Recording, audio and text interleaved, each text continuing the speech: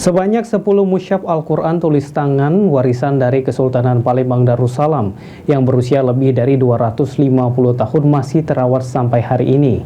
Di antaranya memiliki ciri khas dengan tinta emas serta kertasnya berasal dari Eropa.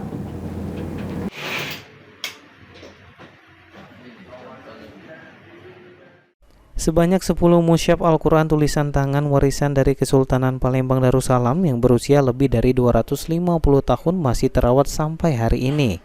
Di antaranya memiliki ciri khas dengan tinta emas serta kertasnya berasal dari Eropa. Pewaris mushaf Al-Quran warisan Kesultanan Palembang Darussalam Kemas Andi Saripudin mengatakan, tulisan emas terdapat pada sejumlah surah Al-Quran seperti surah Al-Fatihah, Al-Kahfi hingga Al-Falaq dan An-Nas.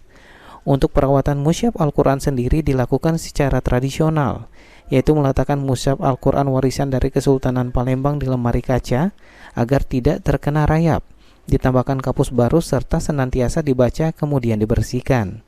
Perawatannya ya, kita secara tradisional saja ya, secara tradisional kita taruh di suatu tempat atau rak atau lemari yang anti rayap ya, seperti di kaca ya, supaya jangan kena rayap. Kemudian juga kita kasih